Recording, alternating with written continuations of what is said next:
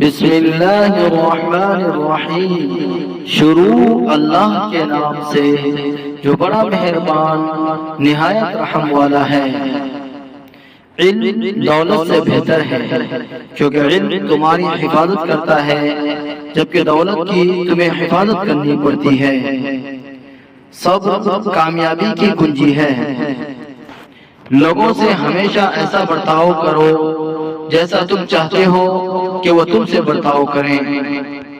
وہ شخص جو اپنے عیب کو پہچان لے وہ دوسروں کے عیب ڈھونڈنے سے بچ جاتا ہے۔ عقل مند وہ ہے جو عمل میں اپنے علم کو لگائے۔ انسان کی زبان اس کے عقل کی ترجمان ہوتی ہے۔ انسان کے کردار کی پہچان اس کے دوستوں سے ہوتی ہے۔ تمہاری قدر تمہارے علم اور عمل کی بنیاد پر ہے۔ سب سے بڑا گناہ وہ ہے جو گناہ سمجھا نہ جائے۔ اللہ کی طرف سے نعمت ملنا اللہ کی رحمت ہے اور اس کا شکر ادا کرنا عبادت ہے۔ دوستی ایک نعمت ہے لیکن برے دوست سے بہتر تنہائی ہے۔ دنیا ایک خواب ہے اور آخرت ایک حقیقت۔ جو علم سے ہدایت نہ لے وہ مال سے بھی ہدایت نہیں پائے گا۔ مومن کا دل غم سے خالی نہیں ہوتا۔ راستے کی تلاش علم سے ہوتی ہے اور اس پر چلنا عمل سے۔ جس نے اپنے آپ کو پہچان لیا اس نے اپنے رب کو پہچان لیا۔ آدمی کی قدر اس کے علم سے ہوتی ہے نہ کہ اس کی دولت سے۔ کسی کی طرف مدد کا ہاتھ بڑھانے سے پہلے خود کفیل ہو جانا بہتر ہے۔ کم بولنا، زیادہ سننا اور وقت کی پابندی کرنا حکمت کی علامتیں ہیں۔ حسد نیکیوں کو ایسے کھا جاتا ہے جیسے آگ لکڑی کو۔ جہاں سے بھلائی کی امید نہ ہو وہاں سے کبھی امید نہ باندھو۔ علم کے بغیر انسان گمراہ ہوتا ہے اور ایمان کے بغیر علم بے فائدہ ہوتا ہے۔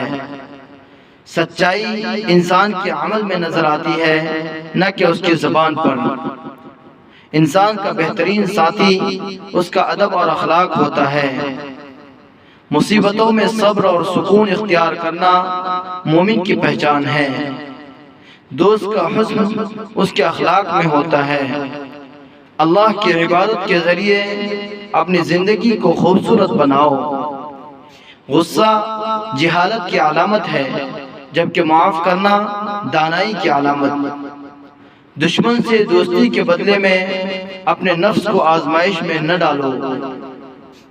خوف سے امید اور گناہ سے توبہ کرنی چاہیے۔